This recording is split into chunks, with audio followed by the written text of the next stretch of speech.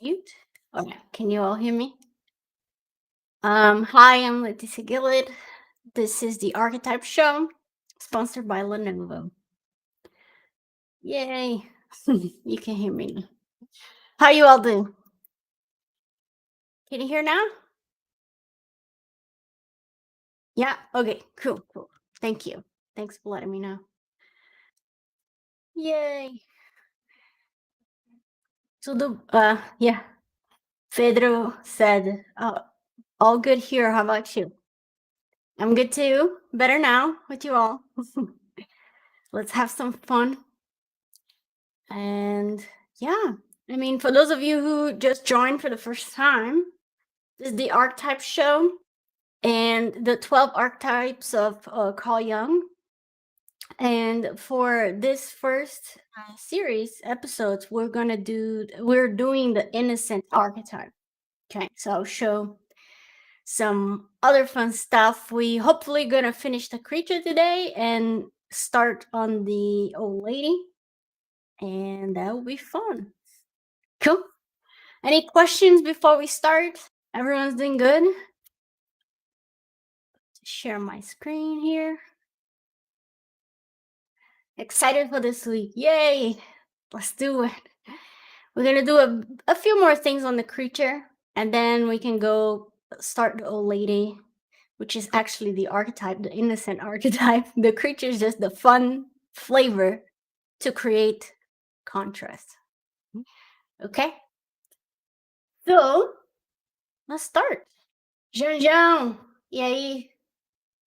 Annie Castro, hello. Where you all from? Brazil, mainly? Okay. Awesome. Well, let's start. Let's jump right in. I'm going to share my screen here. All right. This on the side. And this is basically where we left with the little creature, right? Do you guys remember? Hello, Natuno Mix. So this is a little creature we started, and yeah, let's see what we can do with it. This was the first block out on the second episode. So if you want to watch how I got to this point, you can watch the second episode. Yeah. Cool. All right, we're gonna do a bit more work on it. And like I said, I want to jump to the old lady today so we can have I don't like to develop something for too long without bringing the other stuff on a story together, you know? So I don't want to do too much more work on this guy without having something for the old lady. Cool. All right, so I think last time we left, we painted some of the stripes and things, and let's just continue. If you guys have any questions, please put on a chat. You can write in Portuguese or you can write in English, and I'll be happy to answer anything. Cool. All right, so on this guy, like I said, we stopped on the painting where we did very simple painting. So let's continue working on it. Now that I'm looking with fresh eyes, I feel like it could be interesting if we took this area here, maybe did a little more like a straight line. And I'm doing that because it kind of creates a visual interest, like having this straight against this curve here. You know, you probably all heard of straights versus curves. So I feel like this character, everything's round, round, round, round. And like Pedro said, contrast. Okay. So straight versus curves goes back to what we are talking last week, which is basically adding contrast. So I think that's what I'm gonna do here.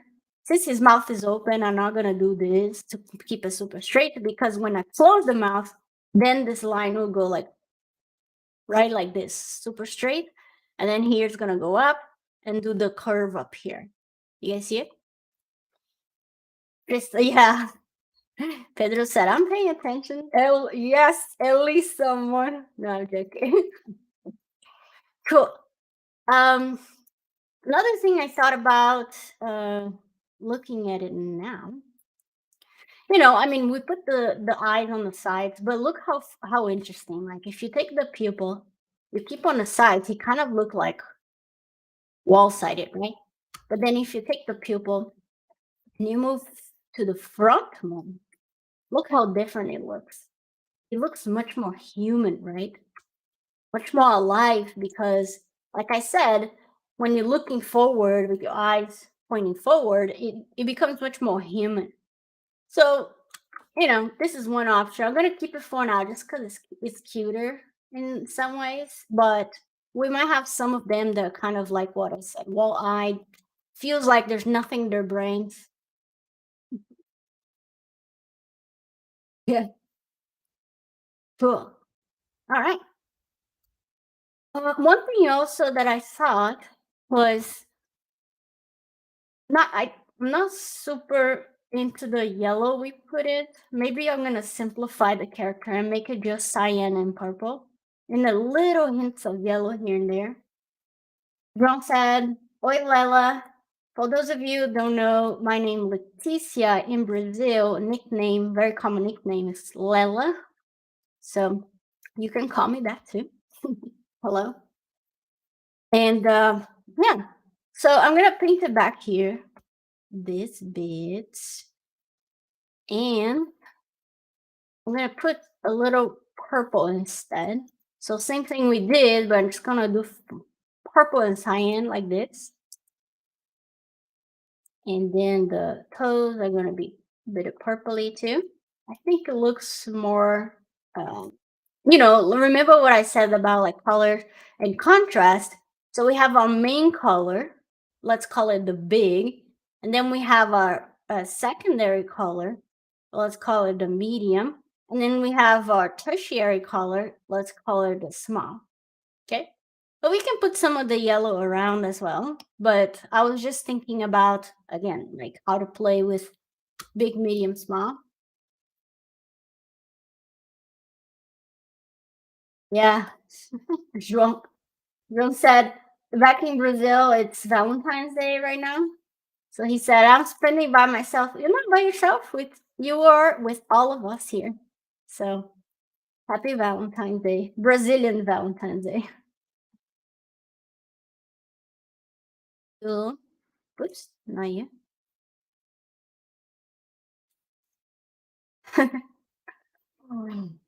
All right. Oh, so one thing I also start thinking about the ear. So again, thinking about contrast, right now, all the thickness of the ear is like all the same, right? Everywhere. So I thought we could inflate a little bit like the base here, like make it a bit thicker like this. You know how some animals like where the ears connect is a bit thicker and then it gets thinner. So that's what I'm thinking here. I did not Dynamesh yet, so yeah, but I'm just inflating a little bit so we can get, look how cool it looks. Why? Contrast. Cool. We didn't Dynamesh either, the piece. So mm. Let me know if you all have any questions while I'm going. Anything about what I'm doing or about the industry or a ZBrush since we're inside ZBrush right now. So like I said, like I want to paint the ears. I want to bring some of that yellow back. One thing I'm gonna try is to put the yellow like around here in the base of the ear like this. Check it out. What do you all think? See, I think I'm gonna turn off back face mask. So the back I still want to be cyan, but the ears, see the back now it's not painting because I turned back face.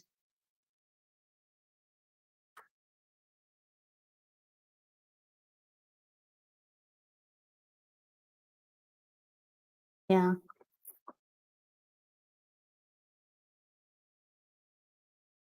This, maybe we could get a little bit of purple and add to the tip like this, to the edging. Could be fun. Just trying to make him look more creature. Some weird stuff going on. Cool. We could keep the ears like this, very simple shape, or we could give a little like shape. Not sure. I'm gonna just thin it out a little bit here. Yay, Filipputo. Felipe said he likes it, so it's approved.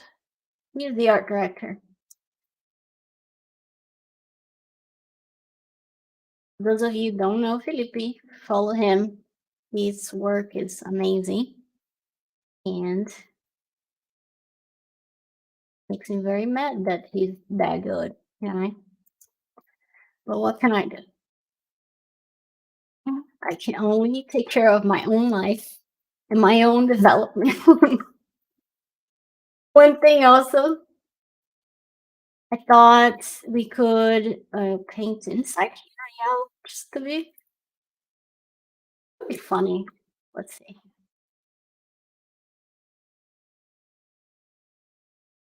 I don't know. Let's keep it that way.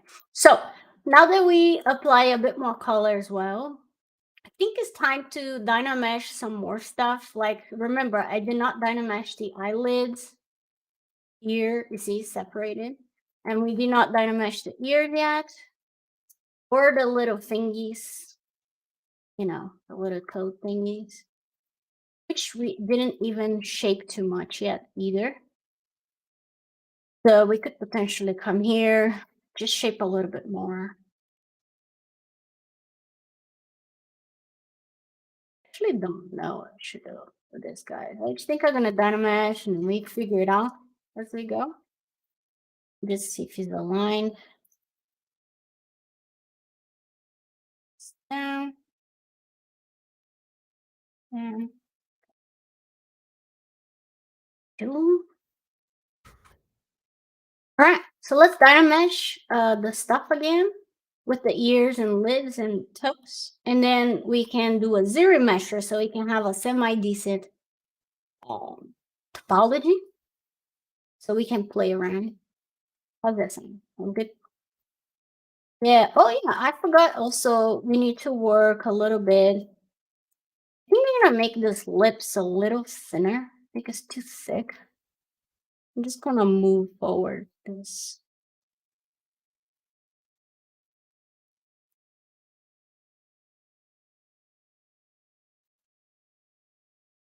Bird. And same thing here.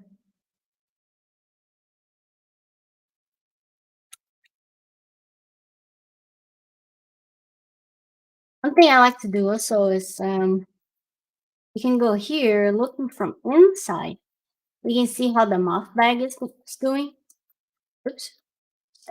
Do it again. We can see how the mouth bag is doing. Mouth bag. So one thing we can do with the mouth bag that is most people do that on the models when it's a model for like animation is that you create obviously the space for the mouth bag like we're doing here, right? And then you create this feeling of like that is going inside, right? It's like something is going inside, so you can just move it down like this, and you move down, and when you do that, when you look at it, it's like it feels like it's going down inside the character, right? So that's what we want. We want to feel like it's actually going in and he has like all his organs and everything, right? We want to pretend that that's how it is. So we can do that. So you just create this pushing inside like this. So when you look, there's that hole. In theory, it's going inside. Everything's good. Okay. Here you go. Cool. We can do that. We also I'm gonna think about you guys if you have any suggestions of what kind of tongue he should have. I was thinking like maybe a thin tongue or weird shit. I don't know. Someone said, "Hello, Leticia. Eugenia from Brazil. I need to have in-depth knowledge of Maya to work in animation industry as a modeler."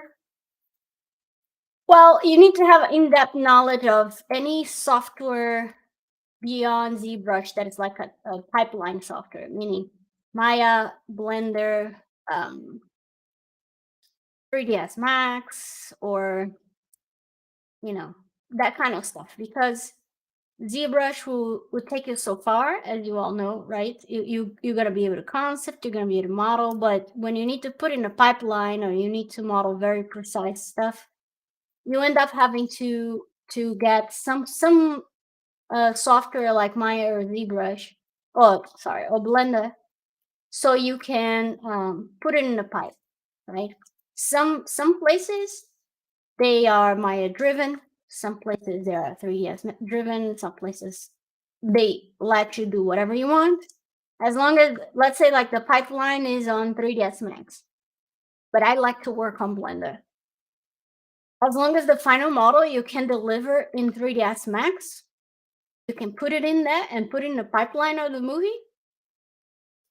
It doesn't matter, right? That's the amazing thing about modeling, because at the end, all the pipeline needs a OBJ with all your models.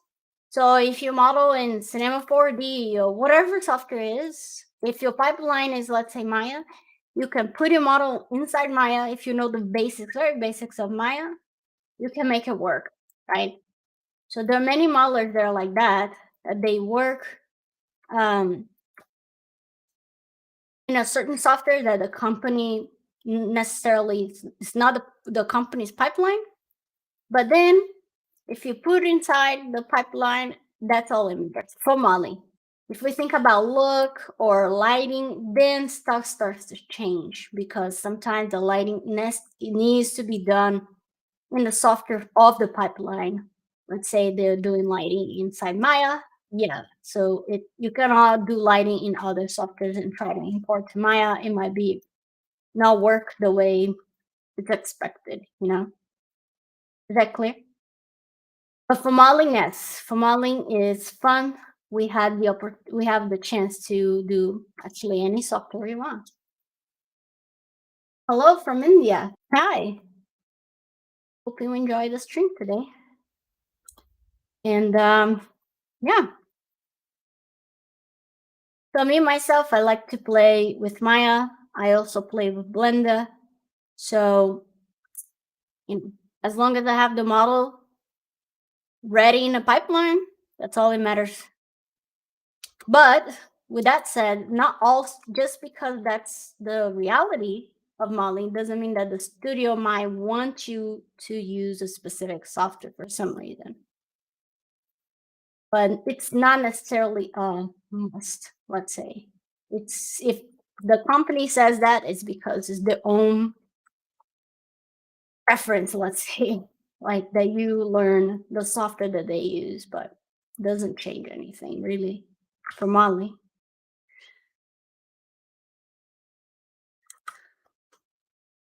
All right. Cool. So we got that. Like I said, let's do a Dynamesh to combine some stuff here. And I think we're ready. Yeah, I think so. And then we also going to do a zero measure. So let's do that. I'll go here, my subtool. Just going to merge down some stuff at my ears. I have my lid, the body. Okay. Pedro said I only play with Maya. Now I'm going to ZBrush to do sculpting. Yeah.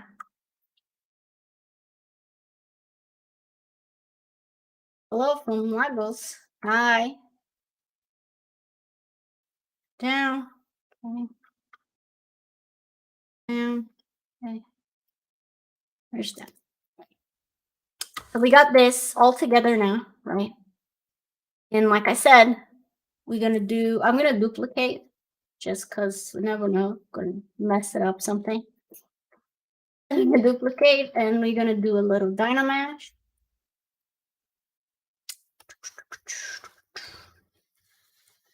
I'm gonna put, since we already put some fine detail, if I do a small Dynamatch like 128, you see that we lose a lot of the definitions that are already created. So I don't want to lose that. What I'm gonna do is I'm gonna put double or triple. So I think I'm gonna go, doesn't matter really because we're gonna zero mesh, but let's do 512, 5 something. Yeah, so you see it's holding much better the details now, which is nice. And the density is pretty dense, but again, this is only so we can merge everything and we can do a zero measure. So let's now do a beautiful zero measure. For zero measure, one thing I like to do is to create a few guides. If you've never done this before, I'll show it here. So if I press B,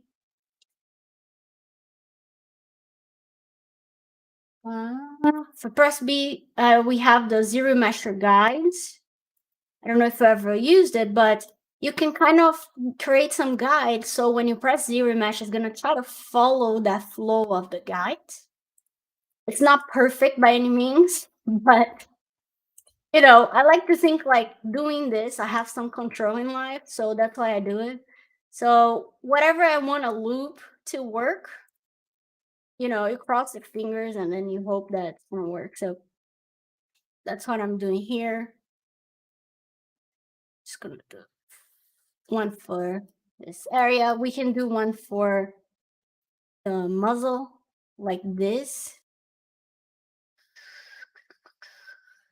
There are other techniques to do this better, but I'm not lazy, so we're gonna use this. All right, Sir Saito said, I'm an artist for environments. I love architecture, Baroque architecture. Do you know any church, cathedral that are famous in Recife? Baroque architecture in Recife. You got me. I don't know. I have a horrible memory of that stuff, but I'm sure if you type in Google, you might have some fun stuff. I know in Recife there's a beautiful castle. Now I'm not making I am kind of making propaganda, let's say, but you know, my dad is an architect himself, and he designed this castle in Recife. It's called Instituto Ricardo Brenan,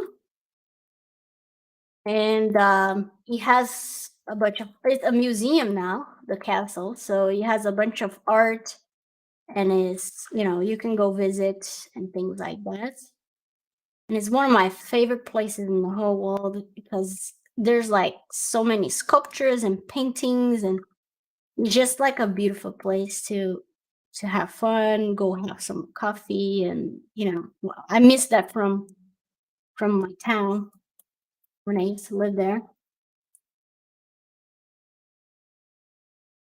Yeah, Pedro, this is kind of like what I'm trying to say to ZBrush, like, please follow these lines, you know. It's not like perfect topology by any means, but I'm just trying to tell ZBrush, like, could you please? And then, you know, we hope that ZBrush will follow. Like I said, it's not a hard science. It's not like it's gonna work 100%, but you know, but I like to feel like I have some control over it. So yeah, we're praying that he's gonna listen and see what happens. So, you know, I just like to do some loops in areas that I feel like it would be cool if I had a little loop, so it would be clean. It's not necessarily I'm thinking about animation topologies. It's more about like just where I want some very clear loops, you know. So like here I could do this and hope for the best. So man, and like I'm overkilling here. I'm doing way too much. I don't think we need this much. But yeah, let's stop right here. But let's see what are we gonna get? So you guys memorize this line that I did, and let's see if we're gonna get anything similar to this. So if I go to ZRemesh, there is a part here called curve strength. Right now it's set to 50. So the more I put, the more I'm saying, please, please follow my curves. And the less I put is like, yeah, I don't care about my curves. So in this case, because I did the curves, obviously I'm gonna say, please follow my curves. So you can put 100 or you can put like 95 something. And now my model has right now 483,000 points. Of course, I don't want that. I think it could be like 50,000. So on the target polygon count, let's put like 40 because it always gives you more than what you type. So if I put 10, normally gives me 20. So I'll put 40 and it might give me something around 50, 60. So I did that, and now it's time to, hope for the best. So let's see what's gonna go. Gonna press the remesher. It's gonna start calculating. You guys have any questions?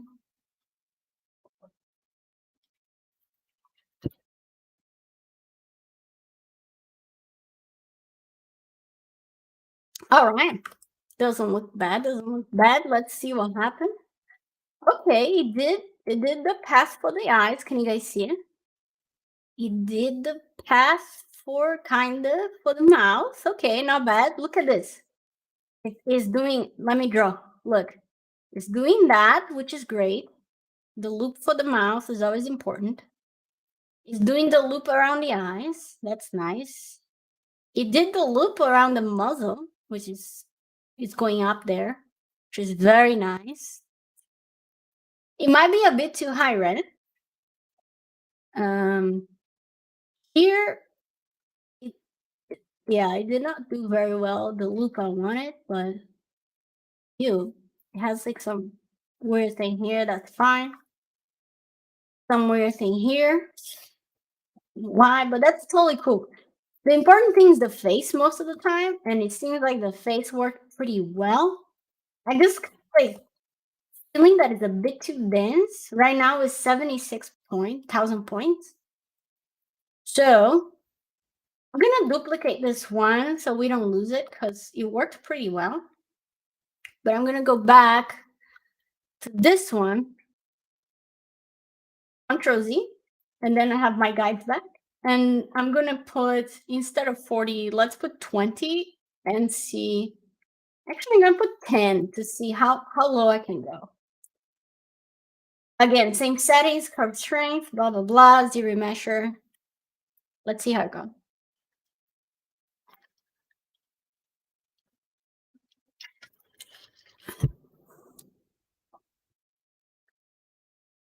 All right. Okay, most important for me, to be very honest, is the loop around the eyes, which seems like it worked, and the loop around the mouth, which seems like it worked. The nose, it kind of like did some weird stuff here. Why, Lord? I don't know. But I'm going to call it this one. You see, now I have 24,000 polygon. And yeah, someone said, question for you. What qualities or traits make a good artist? Captain, I would say like be open to listen, receive critique, learn from the critique, evolve from the critique. As a supervisor, you always want to obviously I will say things as many times as needed for someone to understand, but you always want things to people to get the notes and evolve with it. So say like I'll listening, being humble to take critique, be open to evolve with critique. And obviously, I study a lot of 3D, but that part it's obvious. So yeah, but for me, I think it's being very open for listening and learning from critique, basically. I'm gonna do the Ctrl Z again because I just noticed that this is merged because when I did the Dynamesh. So I think what I'm gonna have to do, this is how you solve this kind of problems, at least this is how I do it. I'm going to hide these polygons. Whoops. Mm-mm. Let me do double here.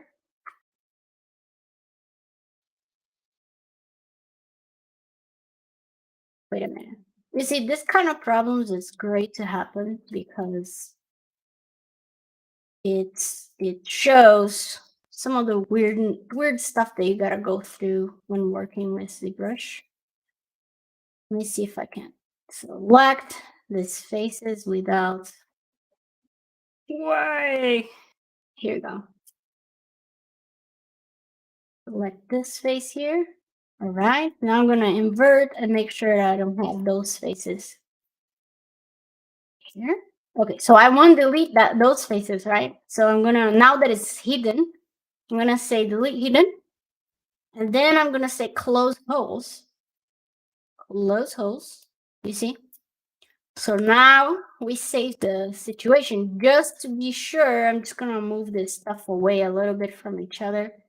I mean, it doesn't merge when you do zero measure, but you know, and always be safe. You never know what you do, and then when you see it, you did something wrong. Okay, so now we're good. I still have my curves, which is nice. And why did you go back? I think I was going to do a smaller zero measure. So I'm going to put 5K to see how low can I go. All right, Jen said, Lynn, how it was to see the trailer for Stranger? It was so real. Like, I've been working on that movie for a long time now.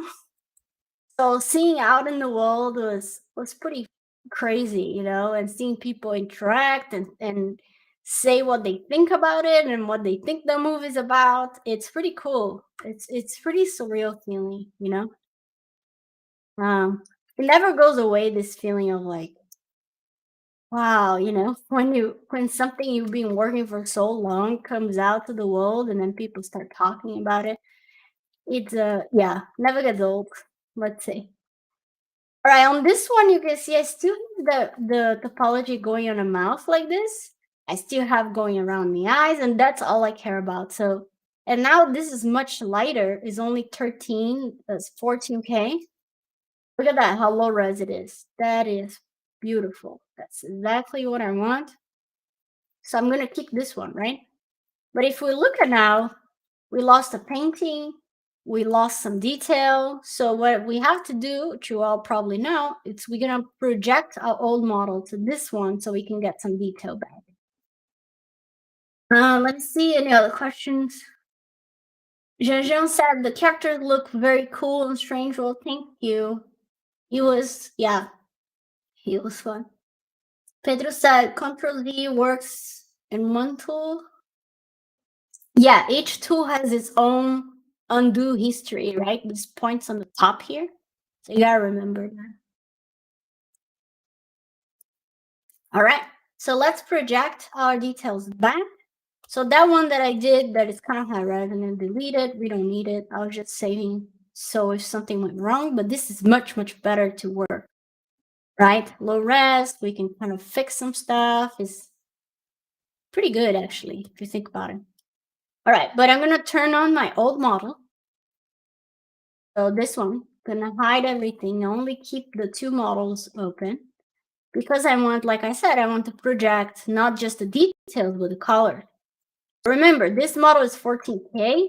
My old model is 400K. So what I'm gonna do is I'm gonna subdivide my model, Control D, boom, boom, at least this 2 times, and then it's gonna hold pretty good the detail.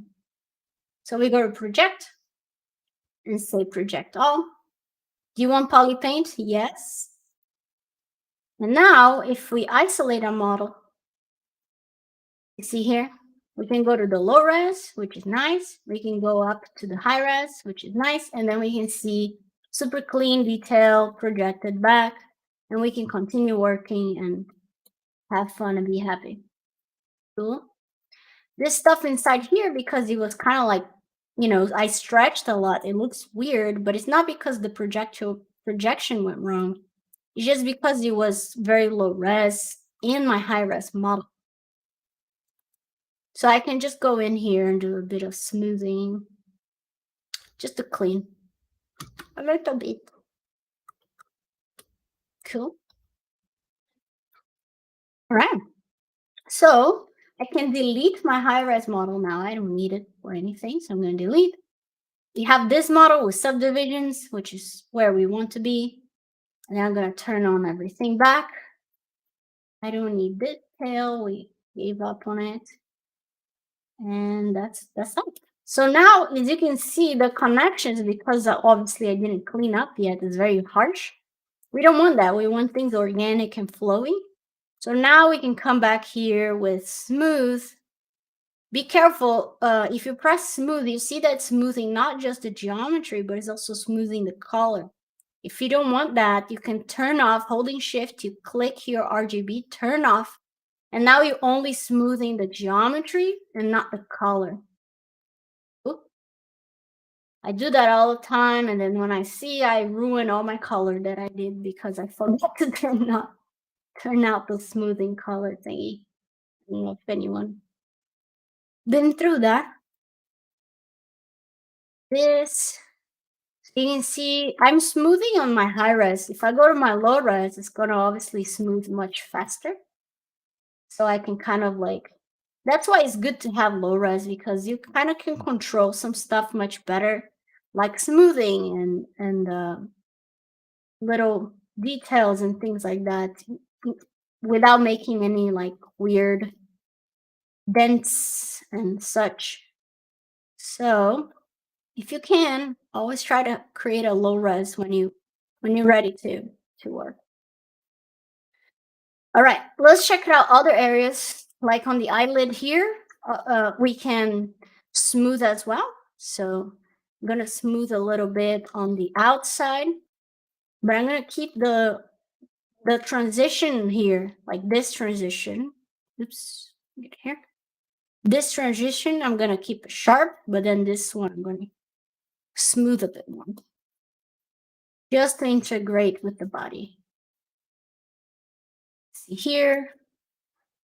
Again, I'm smoothing. Whoops. I'm smoothing. If I turn on color, you see that's gonna smooth the color, which in this case, I don't think is a bad idea on this area. Because I mean, I'm gonna have to repaint better, but yeah, you can see that now it's a bit smoother, the lid. It's working a little better. Here as well, we can just smooth a bit around the nostrils area and inside.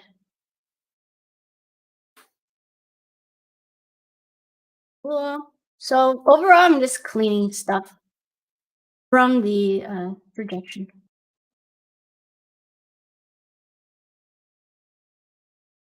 Another area that we probably need to clean is the here on the fingers. See, because trying to make them feel more connected. So just by smoothing, they feel more connected than before, which is nice. This. And let me see here on the back, we can smooth a little.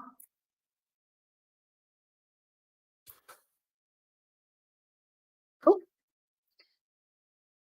And that's that. Any questions so far? Now let's start adding a bit more details.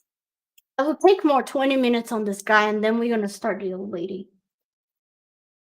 So some of the details, remember the concept of big, medium, small, right? So I have my big shapes, I have some medium shapes, and now I'm going to work on some of the small and medium as well, like with wrinkles, adding just a bit more flavor to things. RoboRilla said, do you retopo by hand using quadra tool in Maya, or does this method currently using work? No, this method is just for like personal project, like quick posing stuff. But when you're working in an industry, you have to create your own topology. So, or the studio has a topology that they want you to use. So I'll say, yeah, this will not fly for a character for production, a production model, right? This is just for personal project stuff. Because I'm only gonna do a few poses, but in a movie that your character needs to move and do all sort of things, this would not fly at all. All right, so let's add a few details. So like here in the nose, for example, I thought we could break a little bit the shape, like adding a little bit of like a volume here, something like this.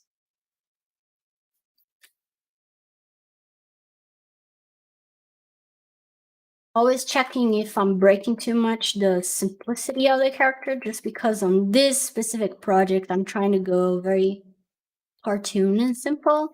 So like you see this, like this is going like this, and then it's going in, then it's going out, it's all over the place. So this is the kind of stuff that separates you from being a good modeler to a great modeler, is rotating your model all the time and checking if your curves, it's all clean. Now I have a decisive line.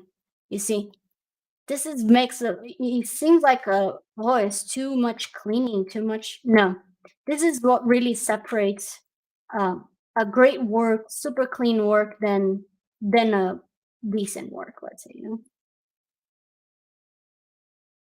Cool. All right. Oh yeah, I forgot. I want to give him tongue and teeth. So let's try a few tongue and take a little sphere here. And then a little thin sheet to be the tongue. What do you all think of like a long, thin tongue like this? Like thin like this. Put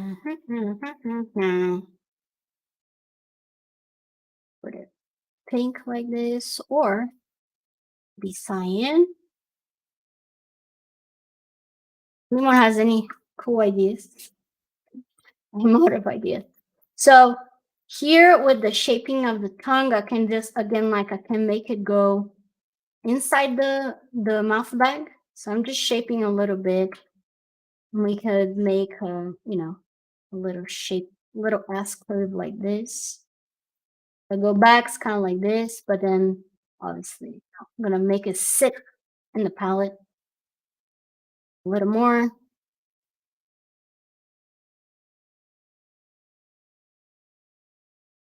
Keep it like that for now. It could be like that, could be more human like this. I don't like it. I think I'm gonna keep it thin. So, kind of like this. Okay. And then we can give him some teeth. So again, I always start everything from a sphere. You all notice. So for the teeth, let's see. I make round teeth, not too sharp. So imagine that here is going to be the base of the teeth. And then, whoops, not like that.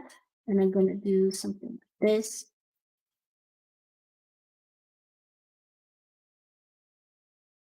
On the front, move like that. Mm-hmm.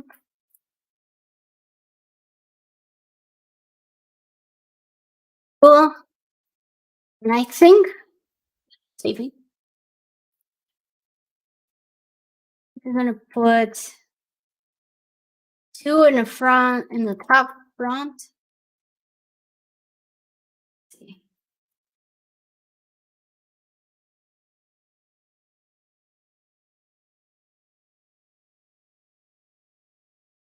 I have to make a bit, thinner, the upper lip. Like two like this, like a mirror. Probably give, okay, wide. Yeah, so funny. Yeah, it gives him a little edge, which I like because again, remember, they're kind of like rascals. They're kind of like taking advantage of the old lady. So we don't want them to be too adorable, because it might not work for the story. So now that I know, see one thing, just gonna create a poly group for the lower mouth, like this, just so I can separate for now. And then I'm gonna make this top lid just a bit thicker. Oh, sorry, it's thinner.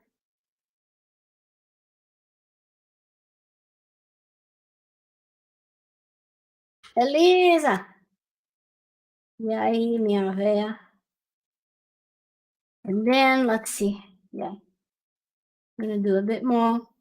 So we can kind of get a little more edge from the character. I really like it. What do you all think? I was looking at my own dogs, and it's funny. Like, there's those teeth, right? They're like this.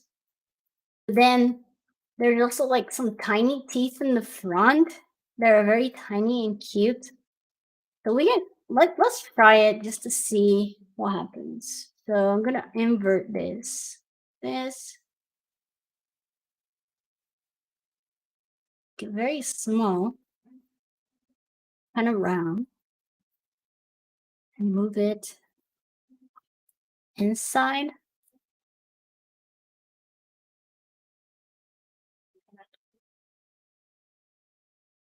Small.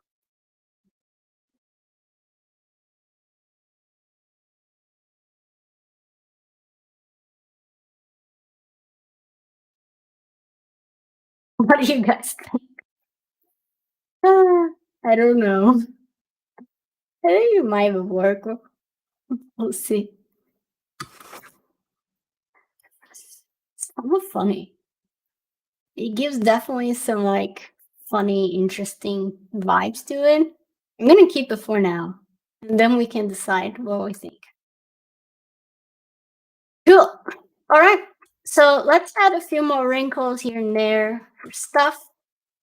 Also, you know, there's a hole here. Oops. That we're gonna have to carve for it. Lord Salad ass said, "That is cute, but the eyes make it kind of funny." Yeah, definitely gives like a tertiary read, right? Which is nice. Let's give a little more wrinkles here and there, like what we did here in the nose. Like add a bit here. We can think of adding like every part that kind of has a connection. Like we can even research a little bit of like the name of that dog. What's the name of that dog? A little bulldog, just to see some ideas of like where the wrinkles go. It's kind of cool.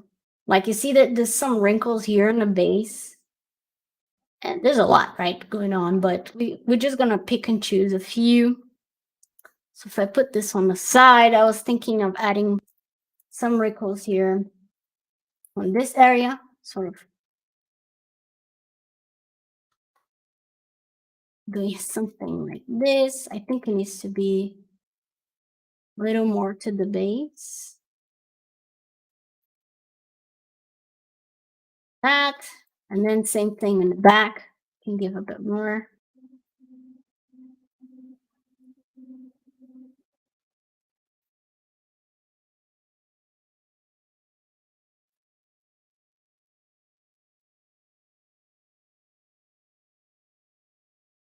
Again, like I'm not trying to break the design. I'm trying to add some flavor to things. So I'm always zooming out, as you notice, because I'm trying to see if I'm breaking too much the silhouette of things, things like that. So here I'm gonna add a bit more going down like this. I'm always checking from far. Does it feel the same way still? Yes. So that's a win.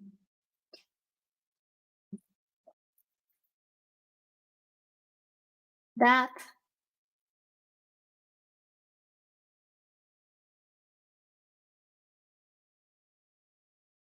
And again, we can subdivide and make it better, but I really like to work slow, like my subdivisions. So I'm just gonna go, even if it looks a bit crinkly, we're gonna make it better. So I noticed some dogs they have a wrinkle here where their tail comes out, which is funny. So I'm just gonna give a little bit to him or her. Again, zoom out, see if I'm breaking anything. Doesn't seem like it. This neck wrinkle, it's funny, like I did it, but I feel like it's so damn big. I don't know if I like it anymore. Might need to break this into two. Let's try something here. No, I don't know. You can go to the low res and try to make it. I'm gonna mask here.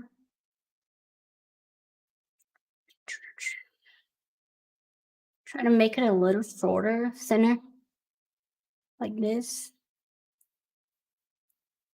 I think it was too thick.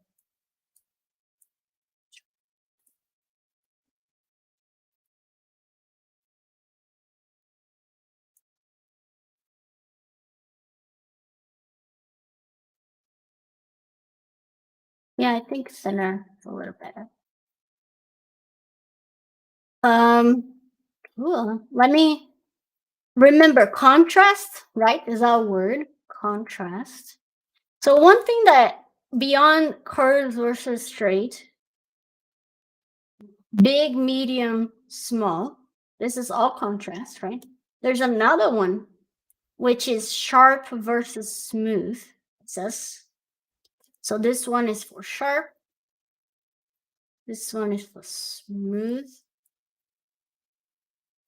Okay, and if everything is too soft everywhere, sometimes you miss the chance to create some contrast, right? So we could potentially go here to the lips and kind of sharpen a little the lip area. You see how I'm creating a plane and the light hits different? So from far now, look at the difference, how the light hitting on that sharp plane, it's much more readable, right? So that's one thing I like to do as well to add contrast. The same thing I'm gonna do here, whatever the lip is, which I think is around here. Yeah, yes. I'm gonna go around and just like define a little more that plane. And again, boom, you got contrast because you have a bunch of soft areas and now we have some sharp areas creating contrast. Look at that. Same thing we did here, right? We have sharp, so we have this plane, and then we have soft and a little soft transition. How do I do it? There is a brush you can download online. It's called MAH. Let me type here. MAH Hot Mac A. This is the name of the brush, and basically it's kind of like a Demon Standard, which you see the alpha here is like sharp in the center, and then it gets a little soft. So it creates this kind of sharp thing. So let me do it here so you can see. So if you see, it creates plane. It's very nice for hard surface when you're trying to define angles. So that's what I'm using. So it's a brush that a lot of people use in the industry to create this sort of like contrast, sharp versus soft, like this. Cool. And again, like if I wanted this to be sharp, you see with that brush, it becomes sharp transition instead of soft. So like if I wanted a little bit here, yeah, no worries. It's a great brush. I use it all the time. And it's very nice, like even here for like defining the wrinkles, even though we're working very low res, if I go around here, you see kind of like start sharpening. I'm not gonna do too much yet because I'm too low res right now. But again, here in the ears, I can go and with that brush and define a little more that plane. So now I have the inner part of the ear, and then I have which from far is kind of cool. Like it looks almost like little antenna. You see? Just because of we put different colors, it reads very different. See, like it's a cyan on the antenna, and then the yellow from far, it makes it read almost like a little antenna thing on him, which I think is pretty cool. Yeah, that's very handy. It's a great brush. Yeah, cool. You could think of something to define a little bit of more his anatomy. So, for example, right, if we look at dogs from the side view like this, there is this the leg obviously continues and connects, right? So this part here. So if we wanted, so let's see if it's gonna work. I don't know if I want to change too much how simple the model is, but if we wanted, we could try something here.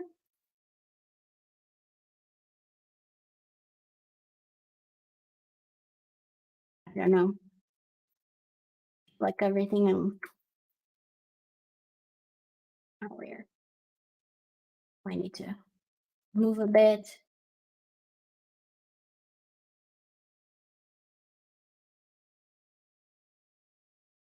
It does add more anatomy, just not sure if it's for the best, but just testing it out, right? You gotta test. We don't know all the answers. It definitely makes it funny. Like his leg is so long, it's kind of ridiculous. I love it. You gotta be careful not to break too much. Remember his knees kind of here. Okay. His leg doesn't work like a dog leg, I guess. 'Cause this will have to go up here. So my anatomy is kind of off. But that's fine. Okay. I don't know if I added any value to it, adding that line, but I'm gonna keep it for now. Just gotta make sure it's clean.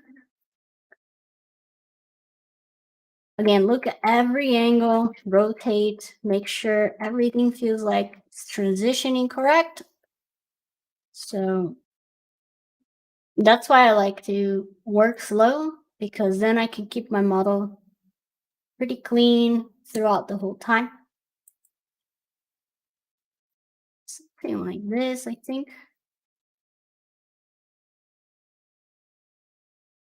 Well, hello. The emperor is here. Again, remember that concept of tapering? So I'm trying to taper here a little more the legs. It's always work well for organic stuff. We can do a little bit here as well.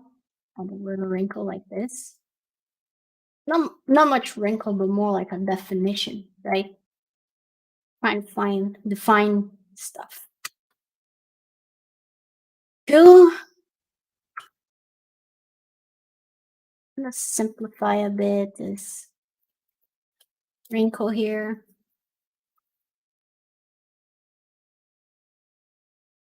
Awesome.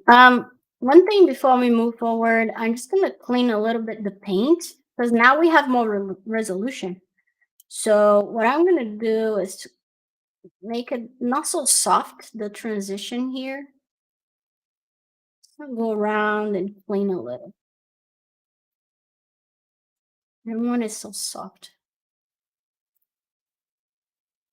Same thing here. Oops. You can turn on lazy mouse when you're painting if you want to make it, more clean. Boom. Emperor said, "Yes, it is. Behold me, beautiful sculptor." Well, thanks. Roborilla said, how often do you break symmetry on a character design? And when would be a great time to break symmetry? I think for this case, because we're gonna have so many creatures on the piece, I don't want to break symmetry right now because then I'm gonna have to deal with a lot. But on the old lady, I'm gonna keep her head symmetrical, but I'm gonna break symmetry on her body pretty fast because I really want a nice gesture on it. So it depends. That's the answer. It depends on the design. It depends on what I'm looking for. Um, yeah, but obviously, you can take advantage of symmetry for as long as you feel like it's needed. So cool. I'm kind of feeling like I just want to take this guy to Marmoset right now just to test it out, see how he's feeling. But we also need to work on the old lady. So I don't know. What do you guys prefer? I'll put the responsibility on you guys. Would you like to take it to Marmoset with some skin shader and stuff, or would you prefer to start the old lady?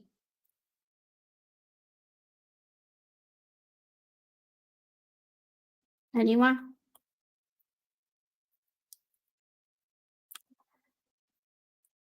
Oops. Take it to Marmoset, please. Start the old lady. Okay. Should I give them some nails? Take it to Marmoset out of curiosity. Yeah, we can do pretty fast. Just a quick 10-minute test in Marmoset. And then we can go back to the old lady. What do you guys think? Test it out. All right. So let's suppose that this is done, which is not, but we're going to test it in Marmoset.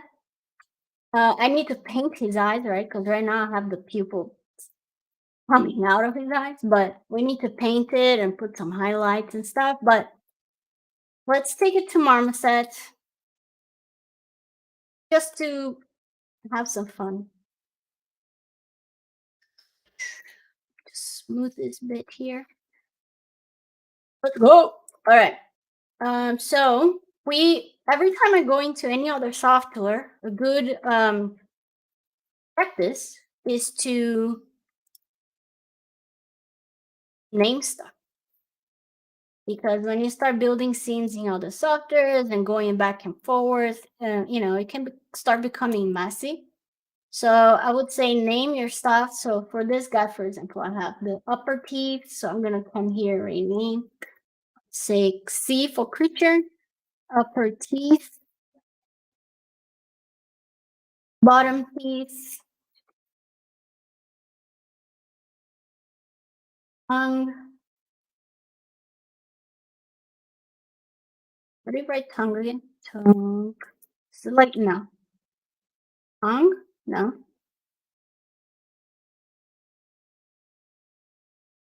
going to write in Portuguese. I forgot. Língua. Then we have the eyeballs.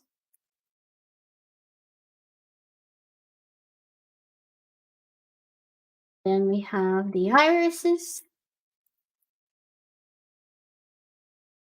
And then we have the body. So now everything's named.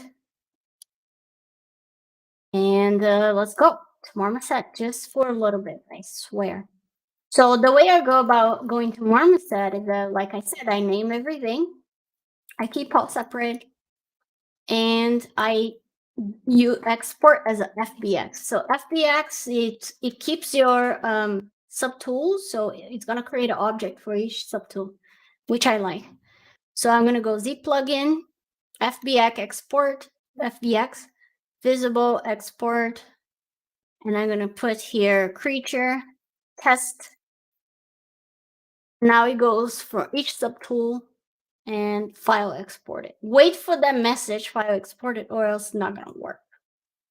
And then let's go to Marmoset.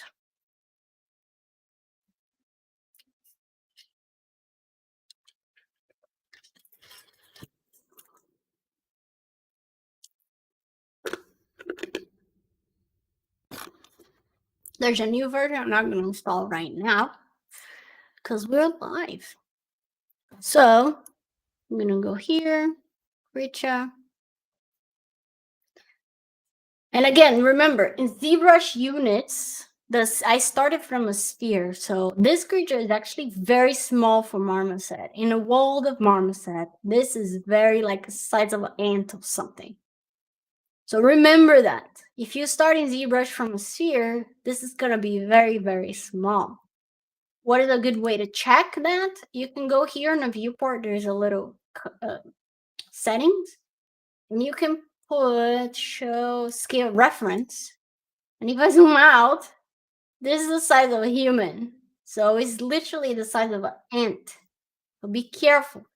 One thing we can do, obviously, is just scale up the creature to kind of like the size that we think it should be compared to a human.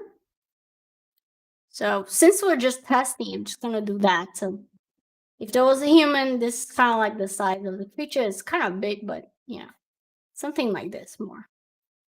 So that's a good way to check. Why is it important to check scale? Because subsurface shaders and all kinds of physical based shaders will only work properly if you want scale. So if all of the objects are the size of an ant, it's not going to work the way you would predict. Okay. So now we have our character here. Each subtool, it creates a cool shader already. So, we can start working on that.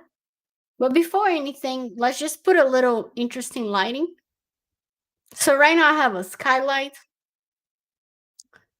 I'm going to go to the library, and there's a ton of different skylights here. I'm going to think of something more with green, like nature. So we could get this one, which has a little more green. Or we can try to get something a little more neutral as well, because we're not setting up the mood of the scene yet. So sometimes when that's the case, I like to get some neutral stuff. Let's see here. Something like this. Yeah. So nice. I always like to add objects. If you go to scene, add object, there is a thing called shadow catcher. And it's basically a plane that's going to catch shadows. But right now we don't have any light projecting shadows, right? We only have the AGRI, which in Marmoset does not project shadows. So inside the AGRI, I'm just going to create a light. And now we can see a shadow going, right? So if I go to my light, I can play with how diffuse or how sharp the shadow is going to be. Imagine that is like a sunlight. It will be pretty sharp. So I'm just going to add a little bit of diffuseness, but not too much. Obviously, it's blown out, but before anything, I'm just going to add the color so we can test. Also, the camera, it's pretty big angle. You see, like his head looks pretty big. So I'm going to make it a bit better. I'm going to put, I don't know, 60. That's a bit flatter camera. Not liking it. It's 50. Okay. Let's test that out. Again, I'm going to go quick so we can go back doing the hello from Jamaica. Hello, Jace. Hi. So, okay. We didn't play with the intensity of the lights yet. So I'm going to put the color. I'm going to go to the body fader. You double click the object and it opens the properties here. And instead of using albedo color, which I could change to any color, check it out.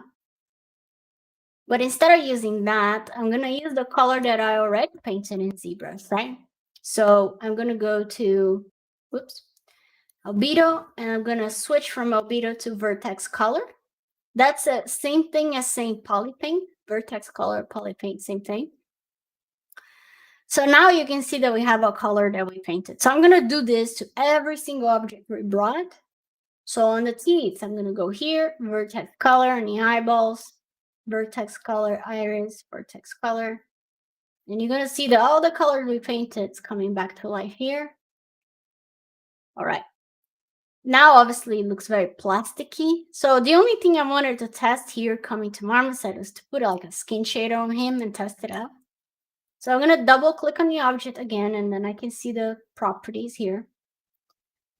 And I don't want it too shining like this. This is the roughness. So the more rough, obviously more matte is going to be the surface, and the less rough, more shiny is going to be. It's like a ceramic plastic thing. So I'm going to put right about 0.5, which is just a little bit of roughness, but not too much. Kind of cool like this. And then Jay said, Charles Ellison was my teacher at animation school. He recommended your work for me. Oh my God, Charles. Charles was my mentor at DreamWorks. You know, he was my supervisor, friend, and mentor. And so if you took a class with him, amazing hands, trust me. He's an amazing teacher. And if you talk to him, say hi. I don't know if you're still taking classes with him, but he is just such a inspiration for me, you know. All right, so let's put some skin shader and test it out just for fun. Like instead, I'm gonna go to the body, and inside transmission, nothing's set, so the object is completely opaque. But I can set to subsurface scattering or volumetric scattering or thin surface. The difference between subsurface scattering and volumetric scattering is that volumetric is a new form of scattering inside Marmoset that is a bit more realistic, the way the light really behaves. So I added volumetric, and if I start moving the scatter slider, look what's going to happen. It starts looking like wax. Can you guys see? This is a waxy toy now. So I'm going to spin the light a little, and you guys can see if I turn down the scatter, just do my thing here. If I turn down the scatter, he goes back to solid. If I turn it up, the light starts getting through and bouncing around. So it becomes like a wax, like a candle, right? Look at that. Like a candle toy now. So that's pretty cool. We can play with this a lot. Remember that thing that everyone does, that is like take the light out, turn off my sky, and you can see what's going on with the scatter, right? This is solid, so there's no light going through. If I increase the scatter, it starts going through the light and start bouncing inside, and then it becomes this waxy thing. Yeah, it's really nice. Marmoset is so nice. And I'm not even using ray trace right now. If we turn on ray trace in Marmoset, it's gonna look even better. Look at that. I'm gonna turn on some bounces. Say like bounce. I don't know, a bunch of times, and you can see that the light is bouncing much more physically correct. Look, the thin surfaces like the toes, the tails, and the ears, having a lot of light going through. But then the thicker surface, which is the body, you don't see as much light going through, you see? So if I start going down again, you can see the thin surfaces are the first ones to start showing scatter, right? So you can see there's a little bit of light in the tail, a little bit on the toes, and a lot in the ear. So one cool thing also is that there is a color here. You guys can see that it's like kind of like this orangey, and this will be the color inside the skin, right? So that's why it's this orange here. If I put, let's say, blue, you can see now that the surface is blue. Whatever light goes through is gonna bounce and take this blue color. So you can make like crazy stuff.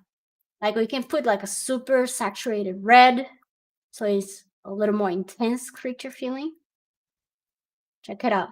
The more I have, the more we notice the stuff bouncing, or the less. So that's kind of like what I wanted to show, really. So if we turn on the sky back, you can see because my main light is coming from the back, I can see a lot of subsurface going on. But if I turn my main light to the front, like this, let me delete actually. Delete and create a new one. So if I turn on, oops, sorry, I'm having trouble with my monitor. Like this, you don't notice so much. You still notice some of the redness going on, but you more notice subsurface when you put the light coming from the back, because then you see more the result. When you put it from the front, you see more on the shadows and like, but not so much from the front, right? That's why sometimes people put lights from the back just so the ear get a little bit of that fun subsurface stuff. Let's see. And he said Marmoset is a software preferido, perfect, your preferable software to texture. Not really. I like to render in Marmoset, but the texturing is not yet my favorite. Like I still don't like it as much as like Substance Painter, for example. Pedro said, "Hi Leticia, do you usually use any bump maps for the skin and Stylized?" Yeah, for sure. We're gonna do that when we finish the scene. Roborilla said, "Wow, the lighting really brings the character to life." Yeah. Imagine like with like some bumpy stuff, and we're gonna add more stripes and things, paint the eyes. It's gonna be pretty fun. We can bring the brightness up here, and you can see what happens with this character. And we can bring other things, and we can see that depending on the light, it gives different moods. You can see this one has a very diffuse light, so the shadows are very diffuse and interesting. If I put the light from the back, you can see the redness coming through the ears. So pretty fun stuff. So I just wanted to show this just so we can have some fun with the character. But obviously we're gonna make a whole lighting for the scene. This is just so we can test it out. So moving on, going back to ZBrush, we're going to start the old lady. I'm gonna take a pause on him, think about life, and then go back, see if there's anything else that I want to add. You know, I don't want to do too many wrinkles, but we could have like one wrinkle that comes like, creates like a brow area like this. I don't, maybe I will just keep it very simple like this. We could also try to do something like here where it connects the ears, like you have a little wrinkle.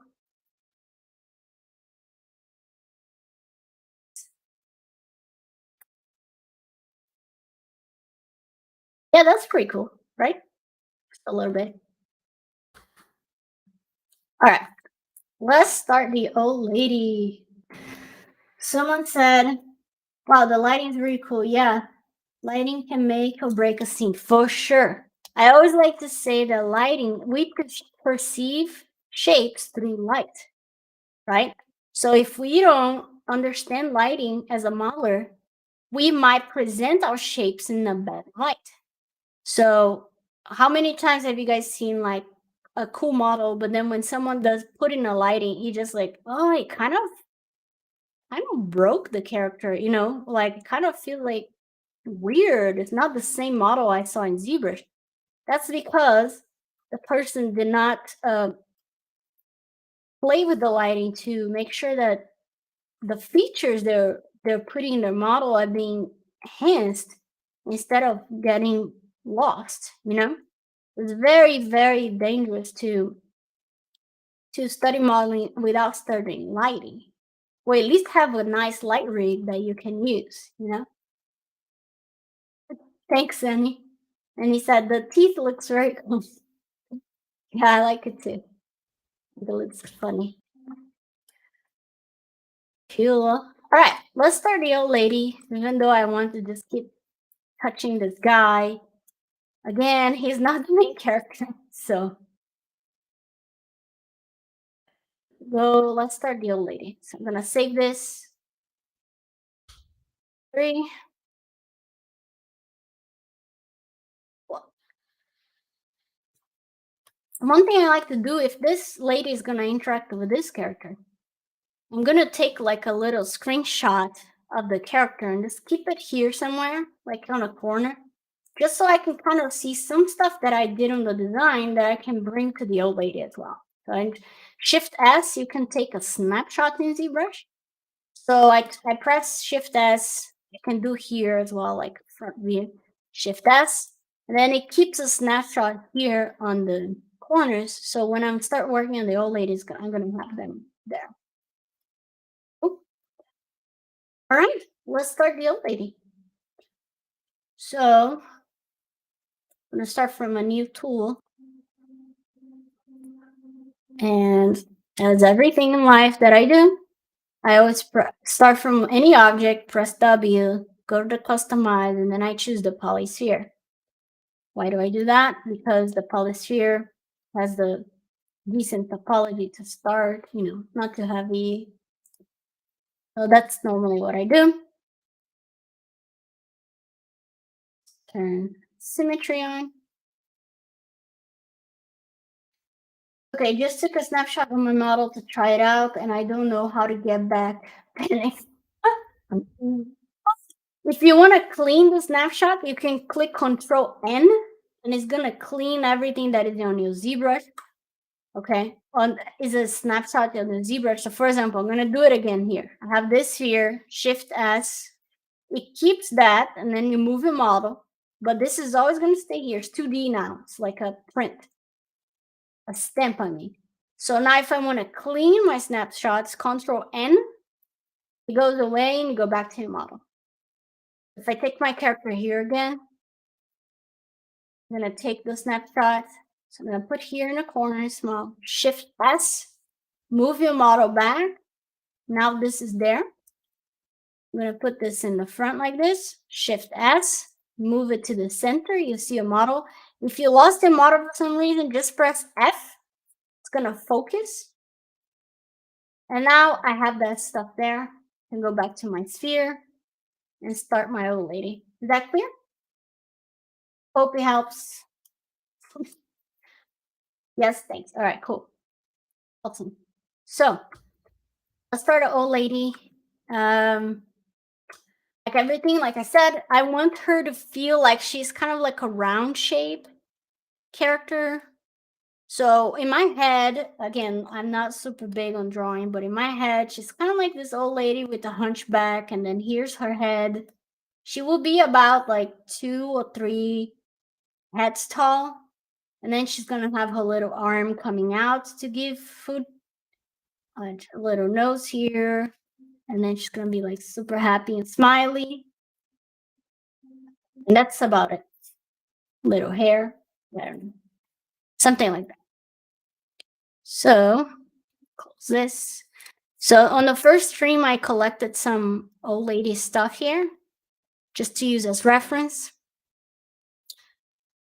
I think because this is a different planet, I decided that this is not human planet. She's not going to be a human. She's going to be a creature as well, So I'm not going to put anything on her head that looks too human. Yeah, so let's start blocking out. So let's assume this is that sphere that I like to keep every time. Control Shift D, duplicate the tool, put it down here. This is gonna be the head volume. Control Shift D. This is gonna be sort of like the upper torso feeling of the lady. Up like this. So we can give a lot of like a hunchback. Maybe not too much like this. Then Control Shift D again. I'm gonna put this down here to be sort of like a volume of her legs. So feel like this and think about. If I'm gonna model the anatomy per se, I think I'm gonna keep it just the visual shape. So I might not do this. Delete. Yeah, I'm not gonna do it. I'm just gonna model her arms, and then she's gonna have this cloth thing on top of her. So just imagine that this is like continuation of that cloth coming through the body. This, like I said, she will have arms coming out of the cloth, so let's block some arms for her.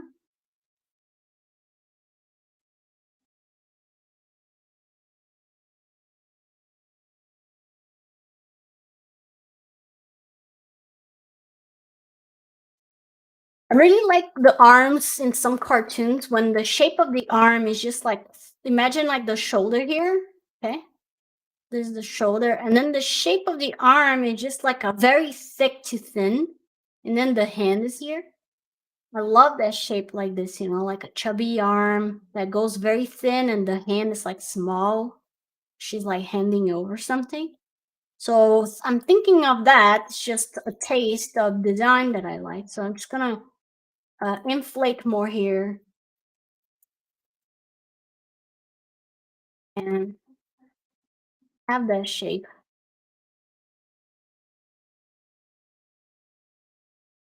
And again, because I'm not doing anatomy, I got to think about what's going on under here, right? So let's say here's the head. I'm gonna give like, I don't know, some nose here.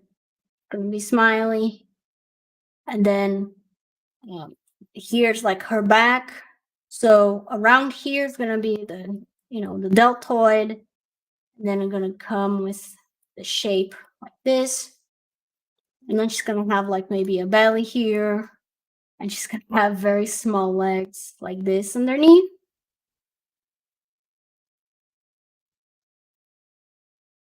And then the cloth is just coming over everything, right? It's covering everything. So we're not gonna see all of that, but just so you all can imagine what's going on when I'm thinking about blocking without doing anatomy, right? It's a little longer. I'm gonna define a little bit where it's gonna be the break of arm with the forearm. So let's say her elbow is gonna be right about here. This is like all together, deltoid and upper arm, and then here.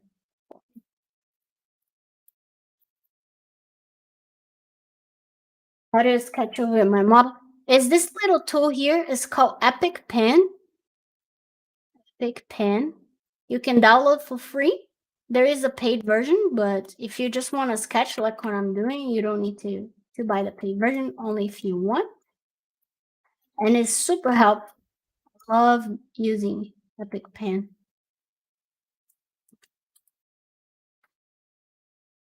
Cool. Make it a little longer.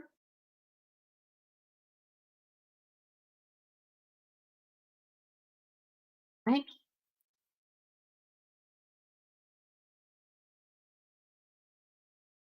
Again, I'm always thinking about connecting shapes, right? So if I look here at the silhouette, what's going on is that I'm going to have the head here, and then I have this very simple shape like this. And then the arm comes out. So always thinking about how can you simplify the silhouette, especially in the beginning. Then later on, you can try to, add some details like we did on the little creature. But right now, I'm just trying again to create those simple shapes. She could, looking from the front, look how cool. It looks almost like those Russian dolls, Um, like you see the pin on the head and then the body. That's pretty cool, right? I'm gonna try to keep that shape. Cool.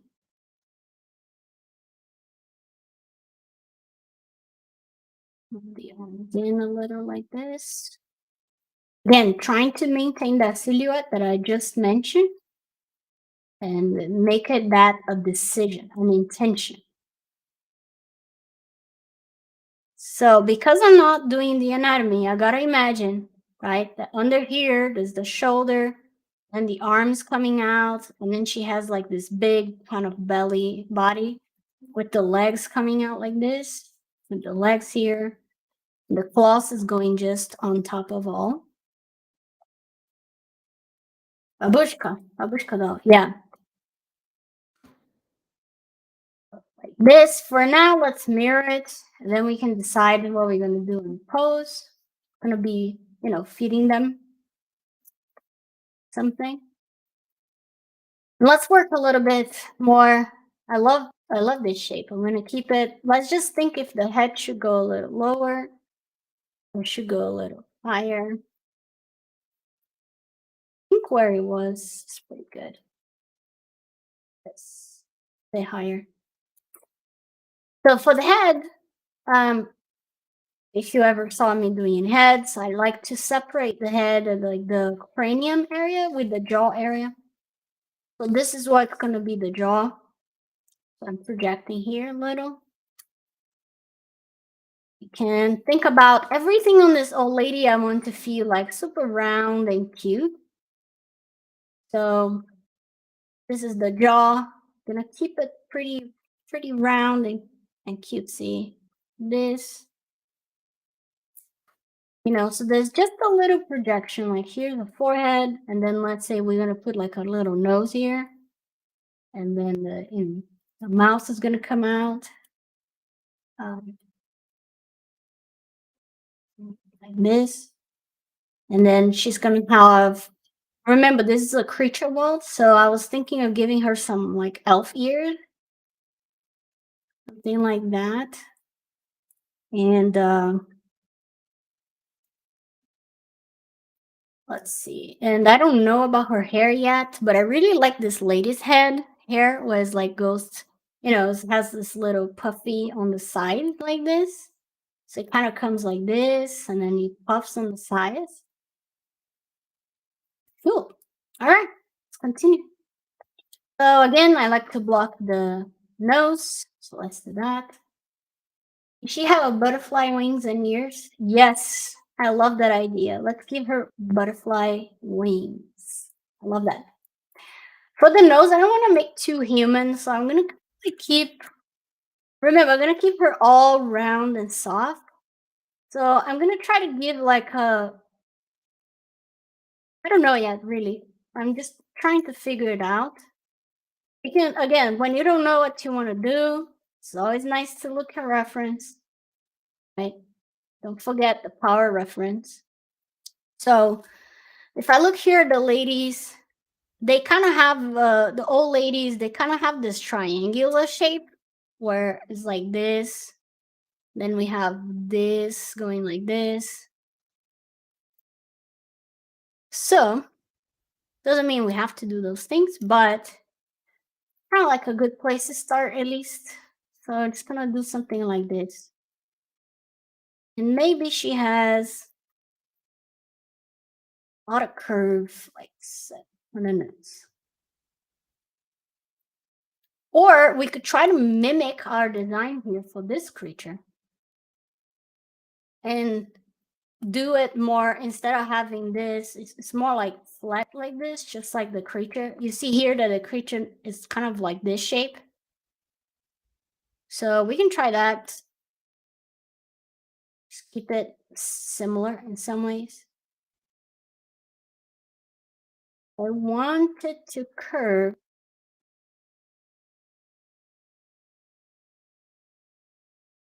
a little bit like so. Okay, cool. Let's give her some elf ears, and then we can add some butterfly wings as well. So, like everything else, just start from a sphere. You guys are like, I already know everything she's gonna do because it's all the same. But it works. I don't need to do anything different to start blocking out. It's easy. And then you can just have fun. So she's gonna have some elf ears like this. Like a bit thicker for now. And let's shape a little better. So thicker in the base, thinner here.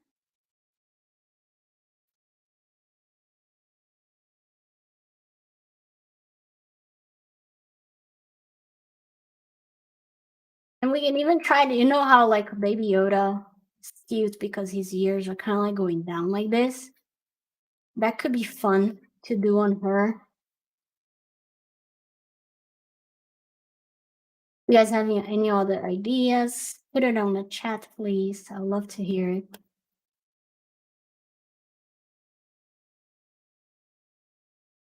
Again, I'm thinking a very simple shape, silhouette, and again, I don't want her to feel like dangerous at all, any point. So just want to make sure she feels soft and nice and non-threatening. So if we put this up, she starts feeling a bit more hyper, like not necessarily threatening, but it's a little more up alert. If we put it down, she starts feeling more like a sad puppy kind of thing. So this is a cool thing to play for our character. Cool. And then let's give some very fast butterfly wings here.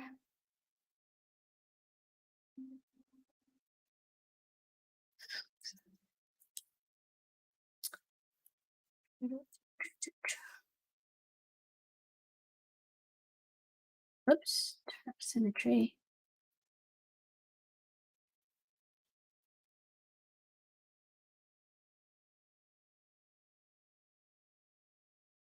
I think it could be funny if the wings are very small. You got to be careful again, like see the size of shapes. Like I have this size. Be careful, not everything exactly the same size, right? Because that is against contrast. So we can go super big, or we can go super small on the wings. And then it creates, again, we keep that good contrast going. So maybe she's going to have tiny wings. And down here.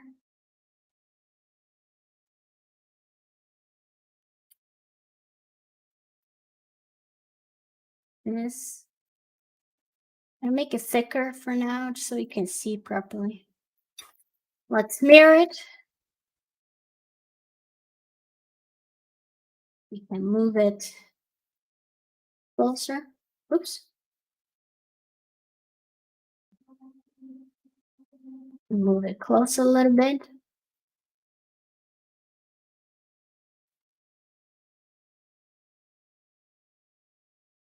Again, I gotta be careful. Look, from front view, is it breaking silhouette? No. So that's good for now for us.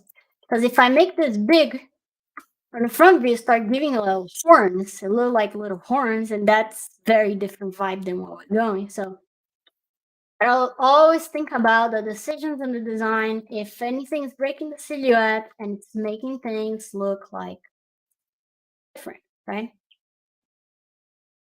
So this little. And then we can give her maybe, oh yeah, let's block a little bit of her hair. I don't know what kind of hair she do. Have any suggestions? Let's see.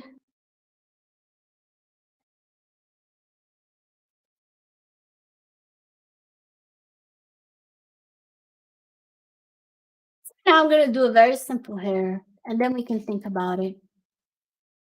So I'm just gonna do a little shape here for the hair.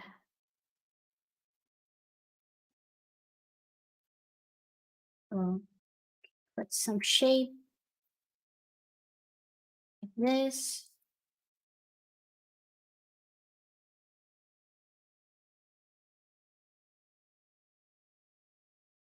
And then let's say she has one little pom-pom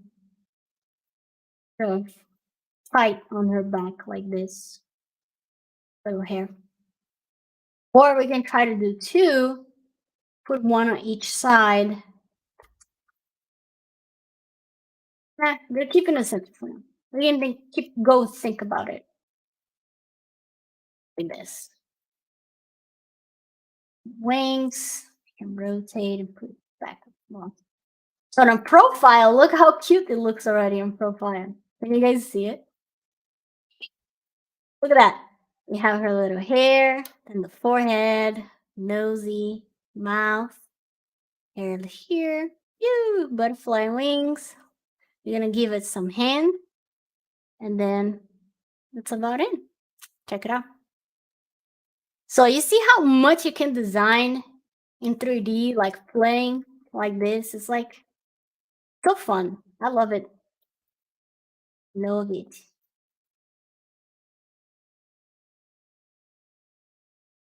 In front view, it's pretty simple. Just a little Russian doll with some ears.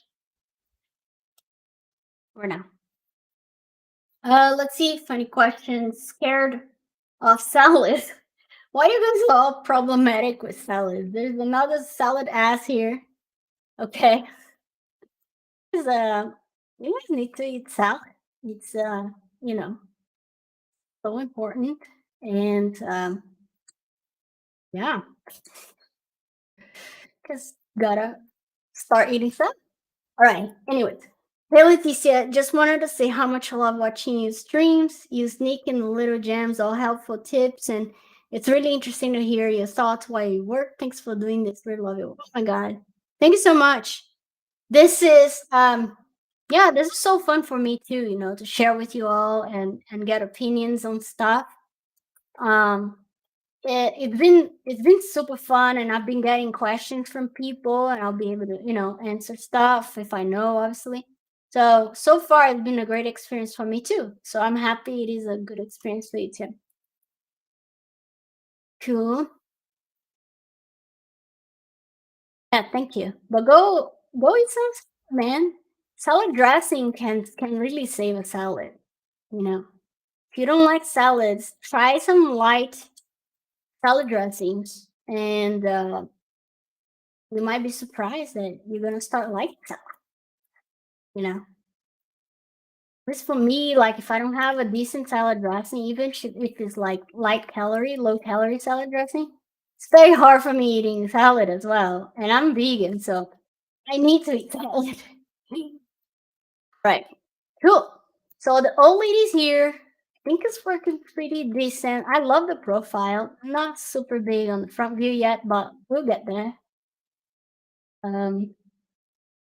Cool. So let's dynamesh the face, and oh yeah, let me put just a little shape for the hand for now. So I think for the hand, because she's also a creature, maybe she's not gonna have 5 fingers. Maybe she will have 3 like them as well. So let's test it out. So like this. Hi. Here.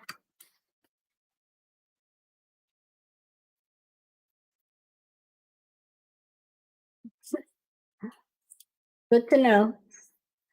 So keep eating your veggies and your greens. Very important.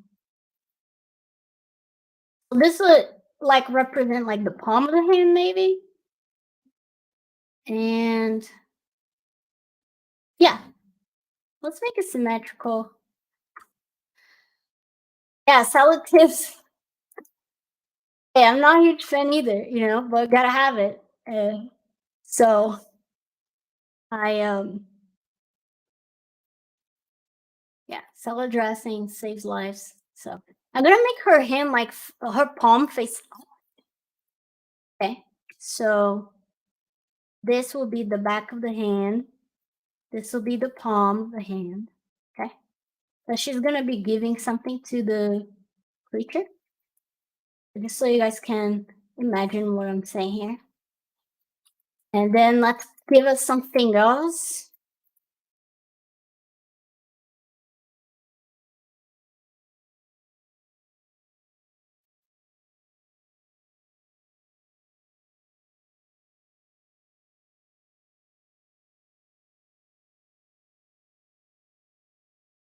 Sometimes people ask me, do you always model hands from scratch? No, I do not always model hands from scratch, but it's good to do it because it keeps you practicing those shapes. you know. I like to wait, I said her hand's gonna be facing palm up, so her thumb's gonna be outside. So the cool thing about doing stuff from scratch all the time is that it makes you always practicing those shapes, always having to think about anatomy and things like that. So I highly recommend to, when you can, do things from scratch again because it's so important to keep that stuff fresh in your mind. But like at work or something like that, I'm not always modeling things from scratch just because it's a different objective. But when I'm studying, which is what I'm doing with you all here, I'm just studying stuff, trying designs and things. Yes, I always like to model things from scratch, and I think that's helps me stay a better artist always because I'm always thinking about those shapes, etc. So, I mean, is there a way not to model hands from scratch? Yeah, I guess you could get a base mesh for hands. I can show you a little tip. I don't want to show you because you guys are gonna do it and this is not how it's supposed to be. But you can always take the hands from some of the models that ZBrush comes with. So ZBrush has some models and you can go to the low res and just separate the hands and use that. So sometimes I do that to start from instead of starting from spheres like I'm doing. But I'm not, I don't want to discourage you all to from doing the right way. Not right way, but the way that you learn the most, which is modeling from scratch.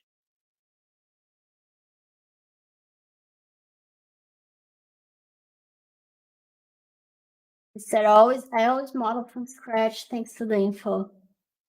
No, I should not give that info. Keep modeling from scratch. So just doing this, give a little curvature for the thingies like this. Again, I'm not super concerned yet with anything. Use the palm of the hands.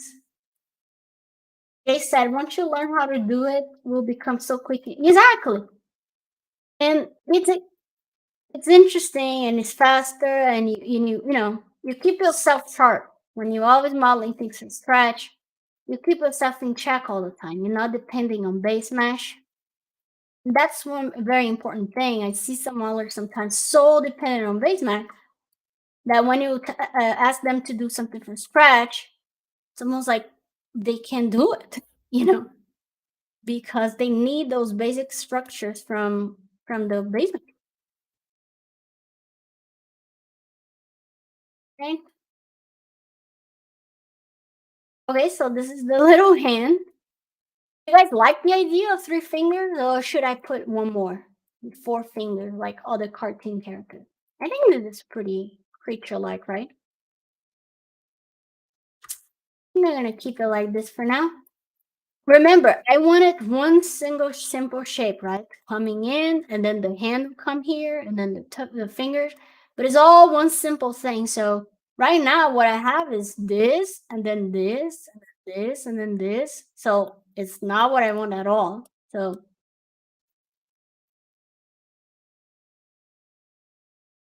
what I'm gonna do here is make sure to connect things that it feels like it's all from one single shape.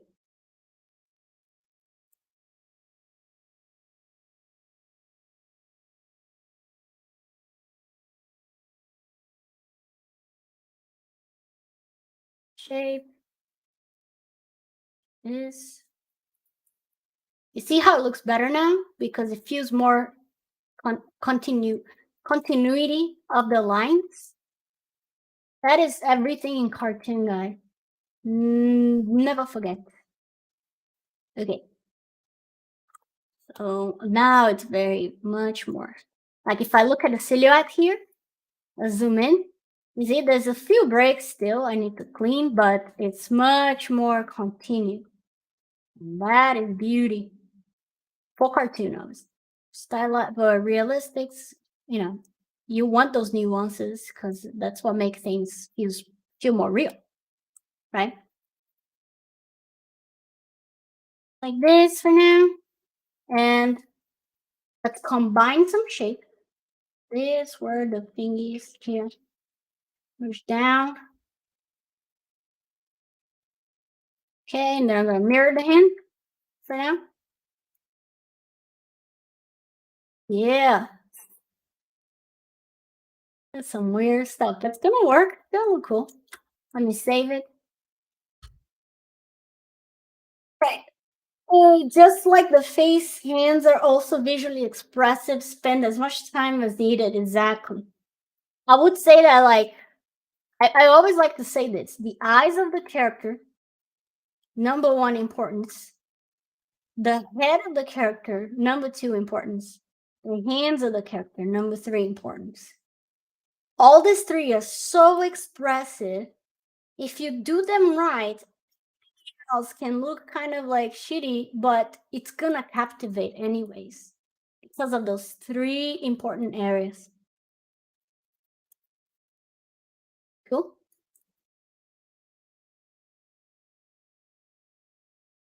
Look at here what I'm trying to do. I have like a straight, then I'm trying to do a little curve.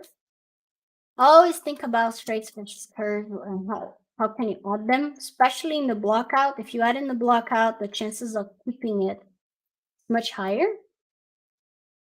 It's delivering the food to a creature. One thing we can do just for fun is go back to a creature. I'm gonna merge visible. So it creates a subtool here with the creature.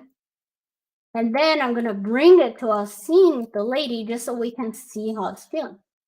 Come here, and here's a little creature.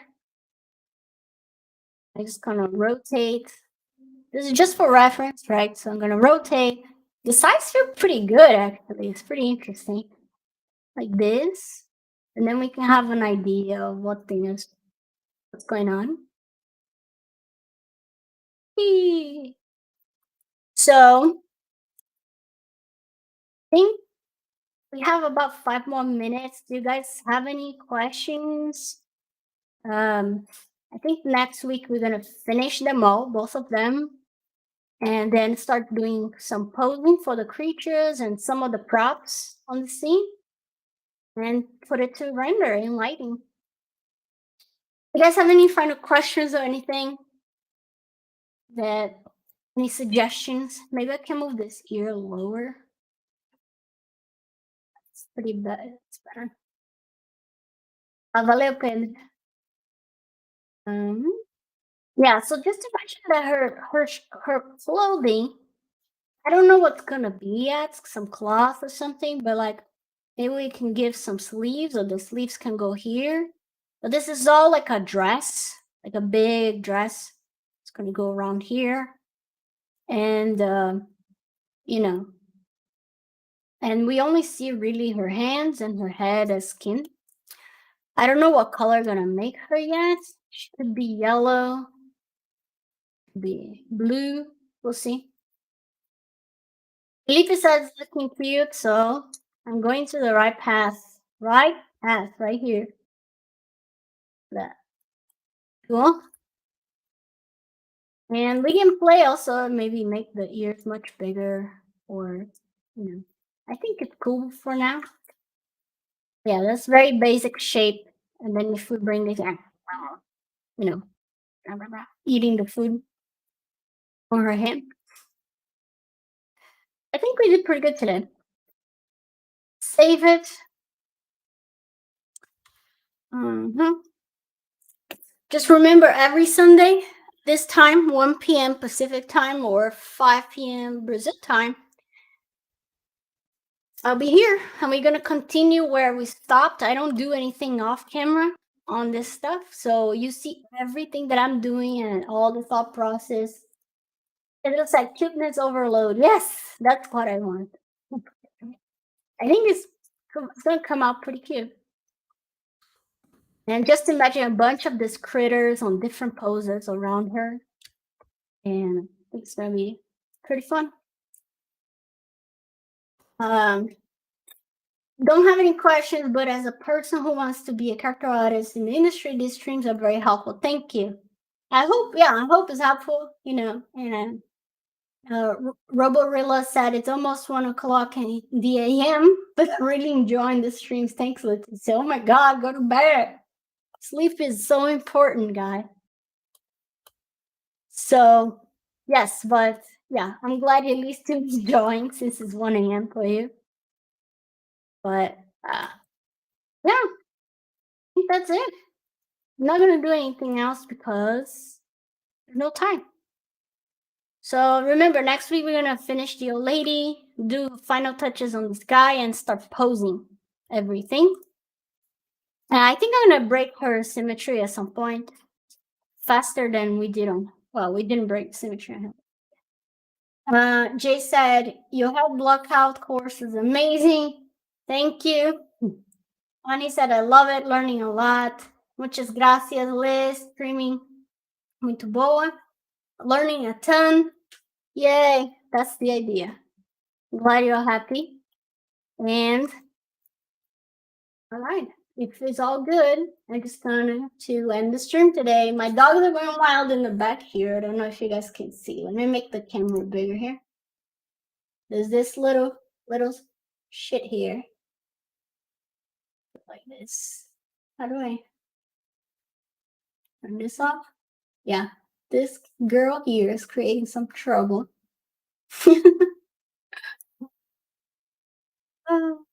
Yep, that's Hazel. Hi, Hazel. What? She jumped away. Let me see if she wants to come say hi. Thank you, everyone. Hi. Hi. This one is Hazel, and this one is Sadie. And there are my helpers here, mostly for UVs. Right. Make UVs. All right. And now for the party here in my house. All right. I hope you enjoy. Have a great rest of Sunday, and I see you all next